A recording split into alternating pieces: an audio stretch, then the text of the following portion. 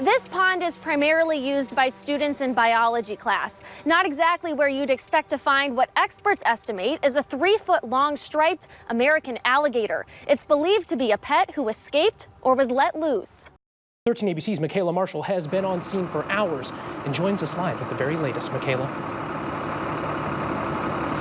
Michael, this is a devastating loss to this community. The African Safari Wildlife Park has been a staple in Danbury Township in Port Clinton for more than 50 years. About 300 animals live here, and the explosive barn fire tonight took the lives of 10 of them. Micaela, this happened just after 9. What have you learned now 2 hours later? Diane, as you mentioned, this was an extremely hectic situation during the Woodward High School homecoming game when gunfire erupted during the fourth quarter. Of course, lots of commotion, confusion, and panic. Thanks for staying up with us. Welcome to Action News. I'm Micaela Marshall. We start tonight with the latest in a murder investigation in Perrysburg. Neighbors say they're shocked and traumatized by yesterday's deadly stabbing. Police identified the victim as 19-year-old Amani Irvin and the suspect as a 16-year-old teen. Thanks for staying up with us. And we begin with a scary situation of alleged domestic violence in Oregon, ending with the suspected abuser in handcuffs, all because the victim's daughter used an innovative approach to get help. That's right. She dialed 911, but instead of asking for police, she pretended to order a pizza. 13 ABC's Micaela Marshall has the story you'll only see on 13 ABC. Micaela. Lee, Diane, the victim's daughter told me that she used this tactic to keep the person who was hitting her mom in the dark that she was calling for help. That way, he wouldn't run away before police got there, and it's a strategy that worked. 911. I would like to order a pizza at... You called 911 to order a pizza? Yeah, apartment... This is the wrong number to call for a pizza. No, you're not. I'm getting you now. In his 14 years of service, this is a call Oregon dispatcher Tim Tenick has never gotten before. You see it on Facebook, but it's not something that anybody has ever been trained for. We're just trained to listen. He says domestic violence calls are common, but not like this. Is the other guy still there? Yep. I need a large pizza. All right. How about medical? You need medical? No. With pepperoni. After this exchange, Tenick alerted officers to hurry. Turn your sirens off before you get there. Caller ordered a pizza and agreed with everything I said that there's domestic violence going on. Tenick says his intuition that something wasn't right kicked in, which to him reaffirms how important listening is in his line of work. Thank you. How can I help you? Other dispatchers that I've talked to would not have picked up on this. They've told me they wouldn't have picked up on this. Excellent dispatch work on the part of our dispatcher. Some dispatchers may have hung up. Oregon Police Chief Michael Navarre told me that ordering a pizza to indicate domestic violence is something he's never heard of. Not in all my years, not in my 42 years of law enforcement. But coming up with some kind of code to alert 911 that you're in trouble is the right thing to do. The chief says if you ever find yourself in a similar situation, here's what you should do. Somehow or another, convey to that police dispatcher that you're in trouble. And this woman did that. She did that not with her words, but with the tone of her voice. Thanks to the quick thinking of both the caller and the dispatcher, the alleged abuser, Simon Lopez, was arrested and locked up. He handled the call beautifully, and it had a happy ending. If you or someone you know is a victim of domestic violence, you can find links to local resources, as well as more information on what to tell a 911 dispatcher without tipping off the abuser on our website, 13abc.com. Back to you. From 13 ABC Action News, this is a breaking news alert. Good evening. Thanks for staying up late with us on this Thanksgiving night. We start tonight with breaking news we first broke to you on our 13 ABC News app. This Thanksgiving, 10 animals died in a barn fire at the African Safari Wildlife Park in Danbury Township. 13 ABC's Micaela Marshall has been on scene for hours and joins us live with the very latest. Micaela. Michael, this is a devastating loss to this community. The African Safari Wildlife Park has been a staple in Danbury Township in Port Clinton for more than 50 years. About 300 animals live here, and the explosive barn fire tonight took the lives of 10 of them. Check out this video a viewer posted to Facebook and shared with us. You can see the massive flames and a giraffe walking across the park. Officials say that giraffe is safe, but 3 other giraffes did die. 1 zebra escaped the barn, but 3 bongos, 3 Red River hogs, and a springbok did not make it out alive. Several agencies worked together to battle the flames that started just after 6 this evening. And here's how the first officer on scene describes what she saw. And when the call came in, and I could see the flames from station, and I was first on scene. When I got here, it was fully engulfed. There was 2 explosions before the fire department got here, and there was a zebra that actually got out of the barn. He got spooked, he ran away, but I believe every animal in the... Oh, we are devastated. I mean, our team, they work so hard to care for these animals. It is just gut-wrenching that this could happen. Our team works so hard every day to care for these animals, and it's just heartbreaking.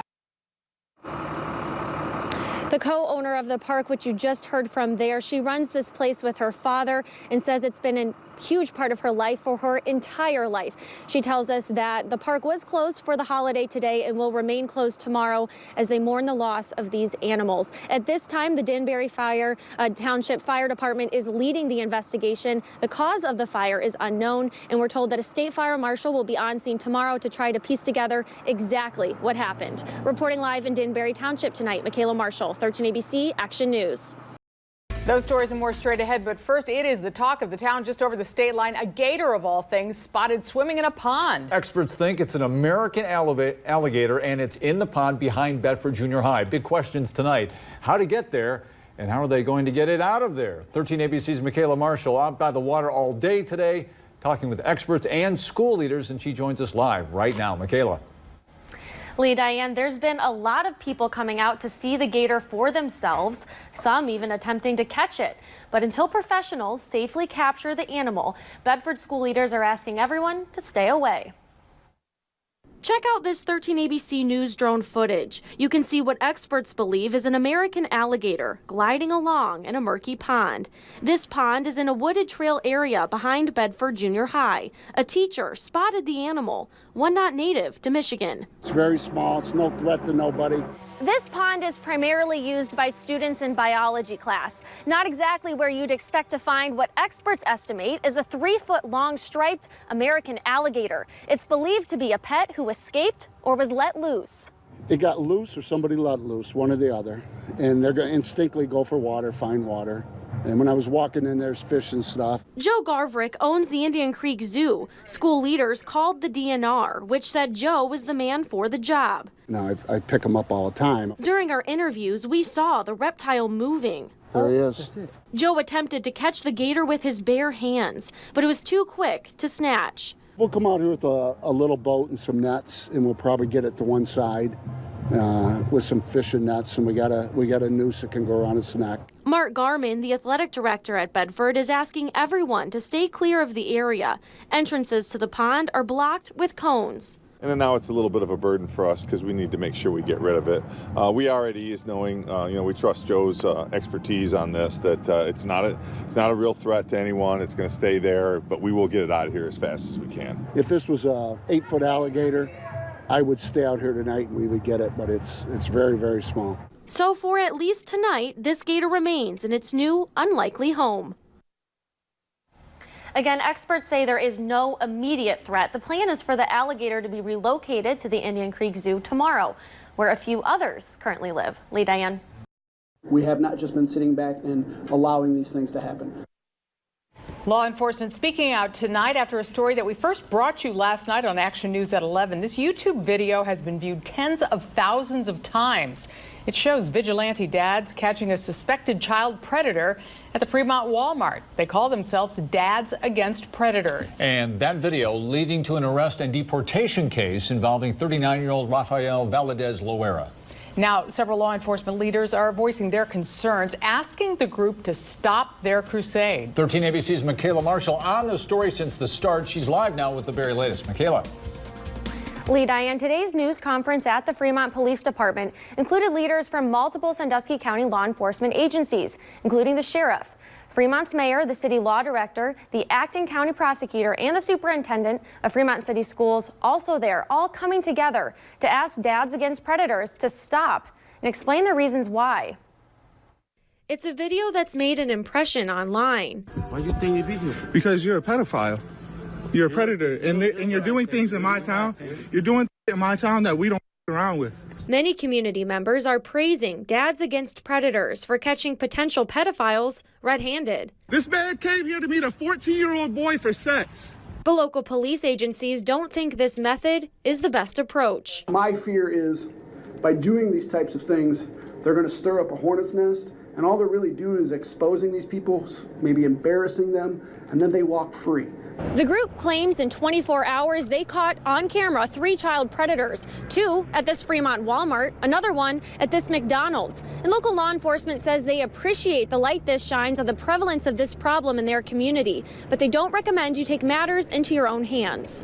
We do think it is an interference to try to handle law enforcement matters if you're not a law enforcement officer. While all 3 videos are under investigation, prosecuting the alleged suspects may not hold up in court.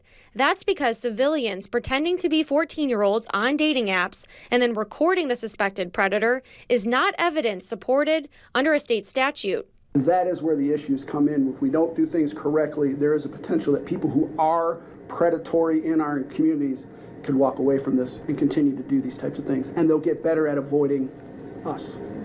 City leaders recommend parents monitor their child's social media accounts closely, even suggesting they ask for passwords and research the various platforms out there to keep up to date on their child's online use and learn ways to protect them. Sometimes they'll create a new account 10 minutes after you got the password and 10 minutes after they've deleted it. Keep checking it religiously, because if you don't, you won't know what's going on. Prior to all of this, Fremont Police Chief Dean Bliss says his department has had undercover fake accounts on social media sites designed to catch predators. And he says moving forward, a collaborative effort will be formed to handle these kind of criminals. I'm confident we're going to come up with a plan to proactively fight this. According to court documents filed today, the suspect identified in the first YouTube video, Rafael Valadez-Loera, is facing a tampering with evidence charge. And the other 2 men in the additional YouTube videos have not been identified. And at this time, police declined to say if they've been arrested, which is why their faces were blurred. Lee, Diane. And now the story of what doctors call a common birth injury that turned into a case of alleged child abuse. And a local mother claims ProMedica Monroe Regional Hospital didn't treat her newborn's injury, ignored the mother's concerns, then called Child Protective Services on her. Our Micaela Marshall has the exclusive story tonight, all new at 11. Well, Lee, Diane, for a mother, it's hard to imagine anything worse than to be labeled as a child abuser. And for Kyra Doom, she says that nightmare became a reality just 5 days after her daughter Erin's birth. Here's her story. Medical experts say a fractured collarbone is one of the most common types of birth injuries, especially in big babies like Erin, born at 8 pounds, 14.5 ounces. And that's something former labor and delivery nurse and current mother of 3, Kyra Doom, is well aware of. The whole circumstance was terrible. She says her now 6-month-old daughter was born with a broken collarbone, and after delivery, she noticed Erin was turning purple. Seriously concerned about this arm not moving. The collarbone is still swollen and bruised. Her husband asked for an x-ray, but the parents say they were repeatedly told everything was fine. They're making me feel nuts. You're the mom, you're not the nurse, it's okay. And except for these 2 nurses' notes, all medical records indicate the baby was perfectly healthy after birth. I knew something was wrong, that motherly thing. Kyra has kept documentation of everything and showed me what she says are all of the records. Erin was born on a Monday. They were discharged from the hospital on a Wednesday. Then on Friday, the concerned mother took her newborn to visit a pediatrician. We go get the x-ray and I'm standing right in the room with her and I see it come up on the screen. Clear broken half. Furious, she went to speak with the manager of the OB unit. A doctor let us go with me pointing it out. I said, and my daughter really does have a broken collarbone. Shame on you. Please educate your staff so that nobody goes through this again.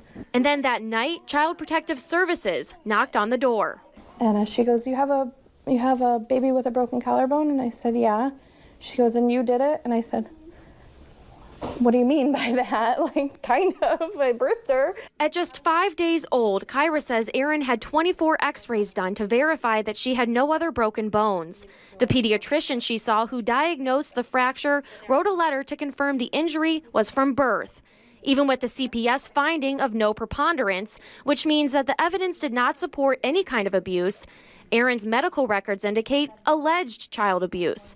The Dooms met with ProMedica's legal team and say the healthcare company did foot the bill for the CPS-ordered ER visit. We finally met and we're basically told with finality, sorry, we're not sorry. All I wanted was those words removed from my daughter's chart. Kyra hopes others can learn from her story, but she's worried for the future. If she falls off the slide in a year, 2 years, I don't want them to think that I'm harmful to my child, because that's the picture that's been painted.